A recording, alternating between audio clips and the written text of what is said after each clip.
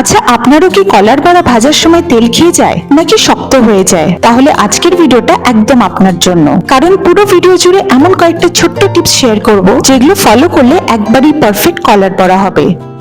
আর শেষ পর্যন্ত অবশ্যই থাকবেন, কারণ শেষে বড়াটা ভেঙে দেখাবো, আর তখনই বুঝতে পারবেন বাইরেটা কতটা মুচমুচে আর ভেতরটা কতটা নরম হয়েছে। আচ্ছা, কলার বড়াটা বানানোর জন্য আমার যা যা ইনগ্রেডিয়েন্টস লাগবে আমি সেগুলো এখানে গুছিয়ে নিয়েছি। প্রথমে পাকা কলাগুলো একটা বাটিতে নিয়ে কাঁটা চামচ দিয়ে ভালো করে মেখে নিচ্ছি। যত ভালোভাবে কলা মাখবেন তত মসৃণ হবে বড়ার ব্যাটার।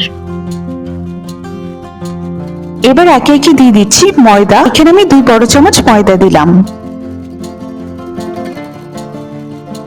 তারপর দেব 2 বড় চামচ চালের গুঁড়ো। তারপর দিয়ে দেব 2 বড় চামচ সুজি।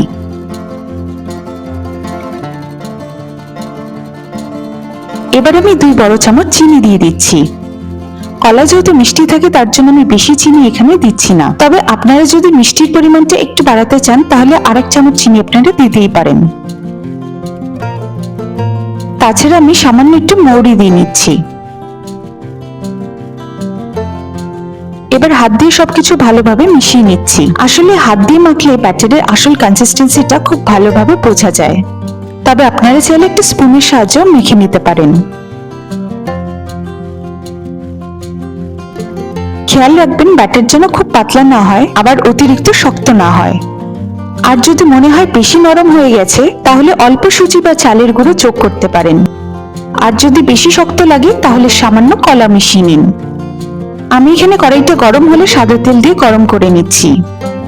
আচ্ছা, এখানে একটা ছোট্ট টিপস বলি। মেশানোর পর 10 মিনিট রেখে দিলে সুজি ফুলে ওঠে, তার জন্য বড়াটা আরো নরম হয় আর ভাজার সময় সুন্দর আকার ধরে রাখে। আর একটা ইম্পর্টেন্ট টিপস বলি, কলা যত বেশি পাকা হবে বড়া তত নরম, মিষ্টি আর সুস্বাদু হবে। তাই কালচে দাগ পড়া কলা ব্যবহার করলে সবচেয়ে ভালো রেজাল্ট আসবে। দেখুন, আমি অল্প অল্প করে এখানে দিয়ে দিচ্ছি ভাজার জন্য।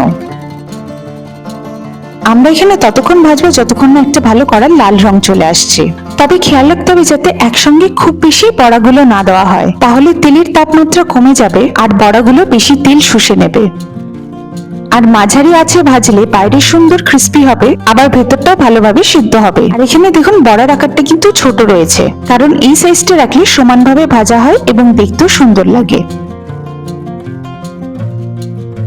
এখানে একটু ধৈর্য ধরে বড়াগুলো উল্টে পাল্টে ভেজে নিচ্ছি। মাঝারি আছে ধীরে ধীরে ভাজলেই এত সুন্দর একটা সোনালী রং চলে আসে। তবে বেশি হাই ফ্লেমে ভাজলে কিন্তু বাইরেটা পুড়ে যাবে, কিন্তু ভেতরটা কাঁচাই থেকে যাবে। তাই সময় নিয়ে ভাজুন, তাহলেই পাবেন একদম পারফেক্ট মুচমুচে আর নরম কলার বড়া। দেখুন কি সুন্দর একটা গোল্ডেন কালার হয়েছে। এবার বড়াগুলো তেল ছড়িয়ে বাটিতে রেখে দিয়েছি। আর এখন আছে বেস্ট পার্টটা, কলার বড়াটা ভেঙে দেখানো।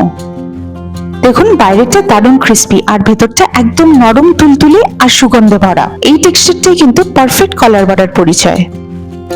তবে একটা প্রশ্ন রয়েছে আমার, আপনারা কলার বড়া চিনি দিয়ে বানান নাকি গুড় দিয়ে? কমেন্টে অবশ্যই জানাবেন। আর রেসিপিটা ভালো লাগলে প্রিয়জনদের সাথে শেয়ার করে দেবেন।